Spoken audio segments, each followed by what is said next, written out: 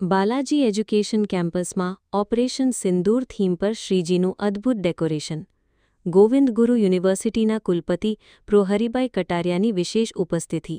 અન્નકૂટ, વિશેષ ગણેશ આરતી, organ donation, blood donation સહિતના કરાયા સેવાકીય કાર્યો. વડોદરા શહેરના તરસાલી ખાતે આવેલ બાલાજી એજ્યુકેશન કેમ્પસ ખાતે આજરોજ શ્રી ગોવિંદ ગુરુ યુનિવર્સિટી ગોધરાના કુલપતિ પ્રો હરિભાઈ કટારિયા, તિરુપતિ ગ્રુપ અને બાલાજી ફાઉન્ડેશન ટ્રસ્ટના ચેરમેન ધર્મેશ જે પટેલ, તિરુપતિ ગ્રુપ અને બાલાજી ફાઉન્ડેશન ટ્રસ્ટના પ્રેસિડેન્ટ ગિરીશ જે પટેલ, સમગ્ર કોલેજ સ્ટાફ, અધ્યાપકો તેમજ વિદ્યાર્થીઓ મોટી સંખ્યામાં ઉપસ્થિત રહ્યા હતા. બાલાજી એજ્યુકેશન કેમ્પસ દ્વારા વર્ષભર કરાતી તમામ ઉજવણીમાં દરેક થીમ સામાજિક સંદેશા રૂપે રાખી વિદ્યાર્થીઓમાં સંસ્કાર અને દેશભક્તિનું સિંચન પાયામાંથી જ કરવામાં આવે છે. આ પ્રસંગે બાલાજી એજ્યુકેશન કેમ્પસ ખાતે આજરોજ ગોવિંદ ગુરુ યુનિવર્સિટીના કુલપતિ પ્રો હરિભાઈ કટારિયા, તિરુપતિ ગ્રુપ અને બાલાજી ફાઉન્ડેશન ટ્રસ્ટના ચેરમેન ધર્મેશ પટેલ, તિરુપતિ ગ્રુપ અને બાલાજી ફાઉન્ડેશન ટ્રસ્ટના પ્રેસિડેન્ટ ગિરીશ જે પટેલ, સમગ્ર કોલેજ સ્ટાફ, અધ્યાપકો તેમજ વિદ્યાર્થીઓ મોટી સંખ્યામાં ઉપસ્થિત રહ્યા હતા. આજનો દિવસ આપણા સૌ માટે ખૂબ આનંદનો દિવસ છે. આજે તિરુપતિ ગ્રુપ ઓફ કોલેજીસ દ્વારા ગણેશોત્સવનું ખૂબ સુંદર આયોજન કરવામાં આવ્યું છે અને સૌથી આકર્ષક કહી શકાય એવી થીમ રાખી છે. એ લોકોની પરંપરા છે કે દર વર્ષે જે રાષ્ટ્રીય સમસ્યા હોય એવું એક થીમ રાખતા હોય છે. તો આ વખતે આપણું જે ઓપરેશન સિંદૂર થયું એ થીમ ઉપર ગણેશોત્સવનું આયોજન કર્યું છે અને આ પ્રકારનું આયોજન કરવાથી આજે જે આપણા યુવાનો છે, આપણા વિદ્યાર્થીઓ છે, એ યુવાનોમાં એક ખૂબ સુંદર મેસેજ, એક તો એ રાષ્ટ્રભાવના જાગૃત થાય, આપણી એકતા, અખંડિતતા અને આપણું જે વીરત્વ છે એની પ્રતીતિ કરાવતું સરસ મજાનું થીમ રાખ્યું છે. અને એ થીમની અંદર આપણે ક્યારેય પહેલ નથી કરતા એવું પણ એક દર્શાવવાનો પ્રયાસ થયો છે કે આપણને જ્યાં સુધી કોઈ છંછેડે નહીં ત્યાં સુધી આપણે કોઈ પ્રતિકાર નથી કરતા. એ પ્રકારનું આપણા દેશ પર જે પહેલગામ એટેક થયો અને પહેલગામ એટેકના અંતર્ગત કેટલાય નિર્દોષ લોકો, આપણે સૌ મીડિયાના માધ્યમથી, આપ સૌના માધ્યમથી જાણ્યું છે કે કેટલા બધા નિર્દોષ લોકોને મારી નાખવામાં આવ્યા, હત્યા કરવામાં આવી. તો કોઈનું પણ લોહી ઉકળી ઉઠે તો એવા વખતે આપણી સેનાનું લોહી ઉકળી ઉઠે એ બહુ સહજ છે. અને આપણા આદરણીય પ્રધાનમંત્રીશ્રીએ સમજ સૂચકતા વાપરી પણ એમનો જે માનવીય અભિગમ છે એ માનવી અભિગમ એમણે છોડ્યો નહીં અને એમણે એવું નક્કી કર્યું કે આના માટે જે જવાબદાર છે, ખરેખર જવાબદાર છે એવા લોકોને જ આપણે ટાર્ગેટ કરવા જોઈએ.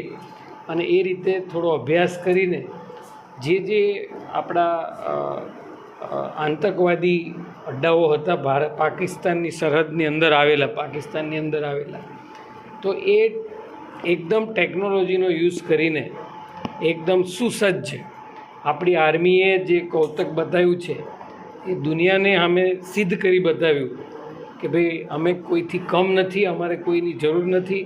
અને ગર્વની વાત તો એ છે કે આપણા પોતાના બનાવેલા જે સંસાધનો હતા એનો ઉપયોગ કરી અને ખૂબ આબાદ રીતે માત્ર ને માત્ર એના જે અડ્ડાઓ હતા, જે આતંકવાદી અડ્ડાઓ હતા એને જ ટાર્ગેટ કરી અને નસ્તે નાબૂદ કર્યા છે.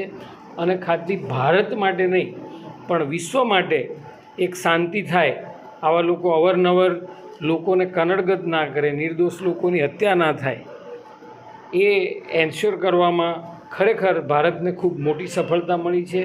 અને એનો મેસેજ આપવાનું કામ તિરુપતિ ગ્રુપ ઓફ કોલેજ દ્વારા કર્યું છે.